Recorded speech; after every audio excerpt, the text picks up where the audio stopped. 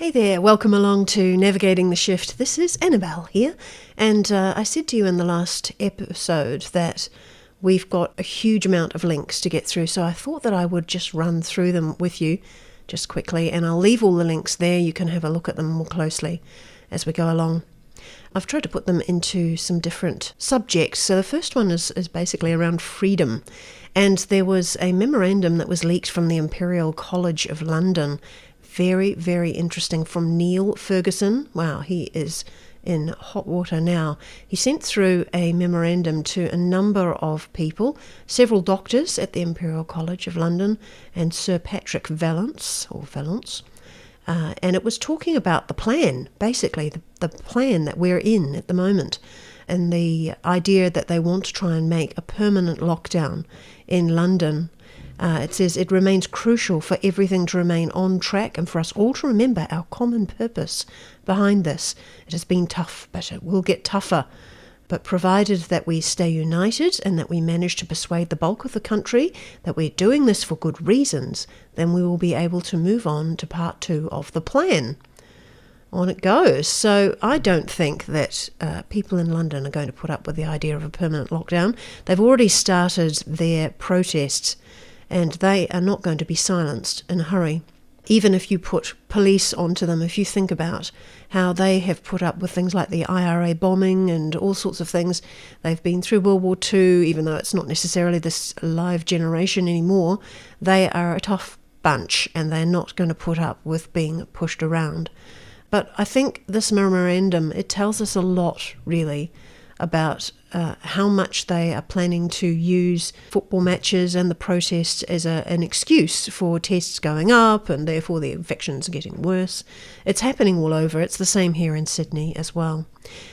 So you can see some of the pictures here of the protests. They are huge, and they're almost like a party. They're really getting into it. A bit more on freedom. Canada. In Ontario, they put something through very quietly here that says Mike Farnsworth very quietly signed the Ep131, which means that COVID is no longer a pandemic in BC. The state of emergency, which gave the public health officers sweeping powers, is about to be cancelled. So that's what we certainly need in Australia as well. And that may be happening in different states in America. So once that happens, they're screwed. They can't continue on with their plan. Here in Australia, they are definitely pushing their state of emergency. And someone was actually checking on when the state of emergency happens in each individual state, that whenever it's about to expire, they make another lockdown, which is what we're in at the moment here in Sydney, because it was about to expire. So this extends their powers a bit longer. So I think the more that people notice these things, the more they'll kick up a fuss and they won't be able to continue. With regards to the Queen, things are not looking too good for her. Barbados has decided to remove the Queen as head of state. In Canada, there was the news that we told you about a few episodes back about all those Indigenous children. Their remains had been found buried, and the schools where Queen Elizabeth and her husband had showed up and taken a bundle of them away on a picnic, and then 10 of them didn't come back and were never found. So these kind of things are really souring her reputation. And also in Jamaica, they have ordered the Queen to pay reparations for slavery. So things are changing quite rapidly there. I think it's the fall of the British Empire for sure. With regards to finance, this one was interesting. In Ireland, the company called Provident is a money lender, and they've cancelled the debt of all their customers and plan to close down. Now, I know it says it's the first of its kind in that space, but I remember there was one in Canada as well, where an American bank decided to close shop in Canada and move all its assets back to America again, and rather than try and chase credit card debt and personal loans and that sort of thing, they just wiped them out. That was the end of it.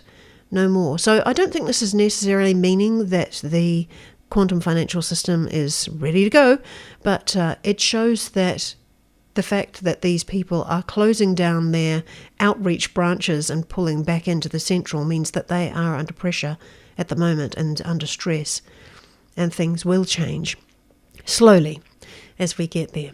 Robinhood, which went through all that craziness with the stock exchange, the hedge funders who had been put on notice because a whole lot of little people rushed in and bought all the stocks, and then the hedge funders who would normally have just bought stocks and passed it on for a profit suddenly found themselves with the price pushed higher and higher and higher, so that they lost so much money they couldn't actually buy the stocks to pass on to anybody else because all the little people refused to sell their stocks. That was quite amazing, that turnaround. And ironic that it should be a company called Robinhood that was actually ripping people off and using insider trading to make massive profits. So they have just been ordered to pay $70 million in a record settlement with the Financial Industry Regulatory Authority. Also, Goldman Sachs, never one with a great reputation, one of their executives is now facing a huge civil case for corruption in plundering the Malaysian Sovereign Wealth Fund. There was a massive amounts of money in there that was meant to be for public works projects, and this executive took it for himself, so that's been found out. We were told in this age that all secrets will be revealed, and I guess it's happening a little piece at a time, that more and more of these fraud and corruption cases and people stealing massive amounts of money are starting to bubble to the surface, and they cannot hide anymore. On to legal. Gillian Maxwell has lost her bid to suppress the documents from her case, so there's been an unsealing of a lot of those documents. That's included things that involved Virginia Roberts, who was the teenager under Prince Andrew's arm, even though he said it was somebody else's hand. It shows how she was dealing with the FBI back in 2014, trying to get information for her own civil case, and the FBI did not help her at all. They had all the information she needed, and they refused to hand it over, so they're going to be in big trouble for that. The Indian Bar Association filed a lawsuit against the World Health Organization and one of their representatives in India who was advising against ivermectin. And this is something that is absolutely crucial. There's more than enough evidence to prove that it is a good drug. It has a fantastic success rate in curing the illness. And it's possible that this doctor could face the death penalty for deliberately withholding a cure that could have saved many, many lives. Now, that also applies to Australia, because it was the Australian scientists that pointed out that this drug is something that is a fantastic cure, that in Queensland now they have banned the use of this product, that GPs are not allowed to prescribe it. The H drug that you may remember Mr. T had been talking about when he was in power. So this deliberate withholding of cures, again, people are going to be in big trouble for that. One thing that was interesting was the Australian members of Parliament joining together in a petition to Joe Biden to stop charges and free Julian Assange. Now that is very weird. I don't know why they all suddenly joined in on something like that. I suspect that the leaks may not have affected them so much, but it almost feels to me as though they are being forced to do that as part of the White Hat's plan to make them go and join the other side. So we'll see what happens with that. We'd really love to see Julian back home again safe, and I know that he will be at some stage. There's an article in the ABC, that's Australian Broadcast Corporation. It's kind of like the American PBS, that's pointing out that local news has been closed down in both Victoria and Queensland states in Australia. So this kind of thing, when you have regional television stations closing down, is all about centralising power. It's not good at all. I'm part of a community radio network, which has many, many stations, radio stations around the country. They're a really important part of spreading local news and giving things that are more relevant to those areas. And at one point, the Australian government was going to close down the licence that we all jointly own together, but we had thousands of people kick up a fuss and say, no, that's not acceptable. That was their attempts to try and centralise power again, because if you cut off the regional and the local community radio stations, then you're limiting information flow, of course. But they failed in that, which was good. I don't know what we're going to do about these particular regional television stations. Princess Diana's statue was unveiled by her two sons in Kensington Palace. So you can see that here. A couple of points of interest. When you look at the World Economic Forum, that's the one with Klaus Schwab as the leader, who's got himself a jacket that makes him look like the Dark Lord. The World Economic Forum, they're the ones that said, in the future you will own nothing and you will be happy. Yeah, good on you. Worth a try. They have also put out this very interesting article. Might make you raise an eyebrow. New research suggests that the blood of prepubescent young people may possess significant anti-aging properties. We ask, why is there such a stigma surrounding harvesting children's blood? That really, truly sums up what the World Economic Forum is about. They are the ultimate evil bunch, and they need to be taken down and take all their power away, lock them up.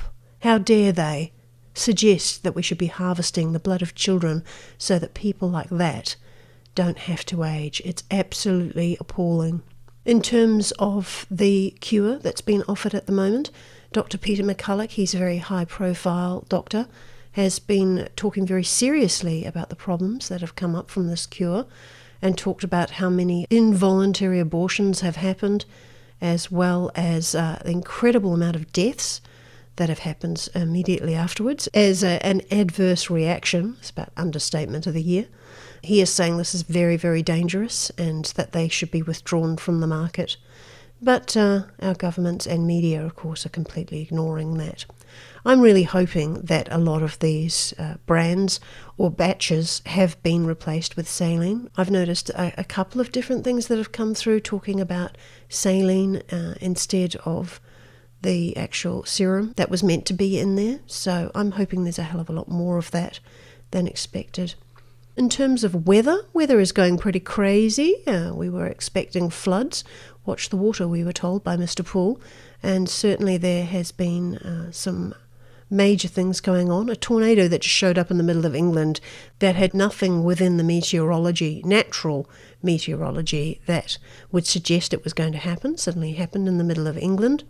There was a fire on the top of Mount Shasta. This is one of our very high spiritual points around the world. And there was a fire on the top of it, supposedly by a lightning strike on a day that didn't have any major storms or clouds or whatever. So that sounds very much like a directed energy weapon, as we've heard of before.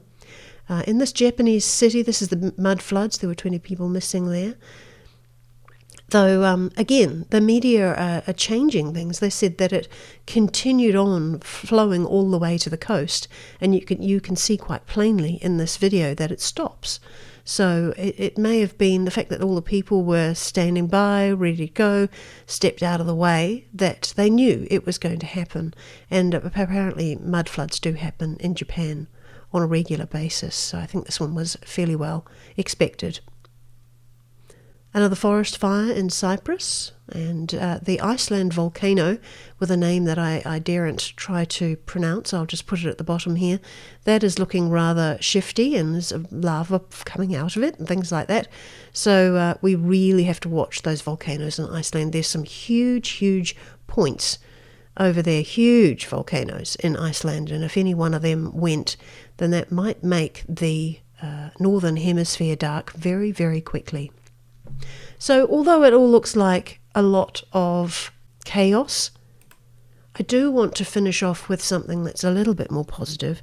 I was always told that the place is going to be full of misinformation, disinformation. It's very, very tricky to know which of these things is correct, which is bent, which is overemphasized, underemphasized, or just straight out wrong. And the best way that you can find out what's going on is to learn to tune into your own intuition. This is really, really important. I also find that dreams are very helpful, and I've had 2 dreams recently which I wanted to share with you. The press here were going on about things getting a lot more heavy in Australia. We had police that were being sent specifically into an area in Sydney where there is a high Lebanese population. And I was wondering if they had sent them there specifically because the Lebanese are well familiar with having military in their presence back in Lebanon, and that perhaps they would be the most bold in standing up for their rights if they got strong-armed by the police. So I haven't heard any bad things that have happened there, but we'll keep an eye on that one. Also, that the Australian Army have started a supposed wargaming. So all these Americans arrived in Australia to start these war games. It was called Operation Talisman. And when I looked that one up, it appears to be an annual exercise that both the American and Australian Defence Forces do together as an exercise. They've been doing that for 9 years before that. So I don't think that this is a part of the great kind of plan by the elites. It does not feel right, even though the wargaming includes part of the exercise as convincing people to take the vaccine. There just aren't enough troops to go around so many million people, even just in Sydney or Melbourne. So it does not feel to me like a great threat. However, when that information first came out, it did bring on some anxiety for me, and so I was looking for information through my dreams as to what I needed to know about that. I had 2 dreams. They were about 3 nights apart. The first one was of a bull, and the bull had its horns down towards me, and it was running like full tit, full speed ahead, heading straight for me. And I watched it. I just stood there and I watched it as it ran closer to me. And then I stepped aside, a bit like a toreador might do, and it ran past. And then I turned to have a look, and it slowed down as fast as it could. Then it turned side on, and it turned and it just looked at me perfectly still and calm. And the message that I got from that was that this attack is show business. Okay? That's what it feels like to me. Although the media may make things look really, really bad, whether it is strong-arming police or, military arriving to go door knocking, the attack is show business. The second dream I had, which was a few nights later, was very specific. It was just as I was waking up. I often get information just as I'm waking up. It's just that twilight zone space where you can open up to information. And the message was being pounded at me, repeat, trying to get me to pick it up before I opened my eyes. And I got a very, very clear message. Soldiers using saline. Other participants in the exercise are dressed as civilians. Some are in the exercise to comply, and some are struggling to resist. This is all part of the exercise.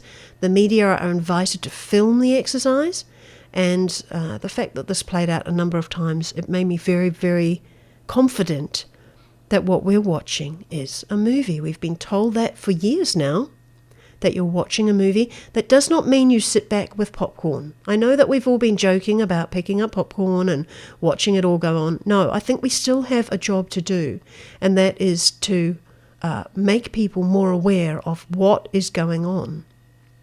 We're not here to just sit here and observe, sit on the fence. We're here to wake up as many as we can. You don't scream at them. Some of them you will have to wait until I ask you questions, then you can really get into detail. But otherwise, you just better to drop in a little fact here, a little fact there that might be completely opposite to what they're seeing on their television, and just arouse their curiosity. That's all you need to do. Just keep doing it. Just keep dropping it, and we can wake up people one at a time, and then you'll get to that 100 monkey effect, and suddenly everybody will get it, and that moment will be magic. It is going to happen. It's absolutely going to be happening, and so you can help with that just by dropping in a little comment here and there with every person you talk to as you go along. Okay, so I told you it was definitely worth putting all of these in a separate episode rather than just a big long list of links. But I'll put the links in here as well as in Rumble as I upload them all to there. That's taken me a lot longer than I thought because I have to actually start looking for more income for myself through this lockdown. We've been in for a month now. I've had no income, so I've got to focus on that right now. But I hope this is useful to you, and we'll see you next week. Okay, bye.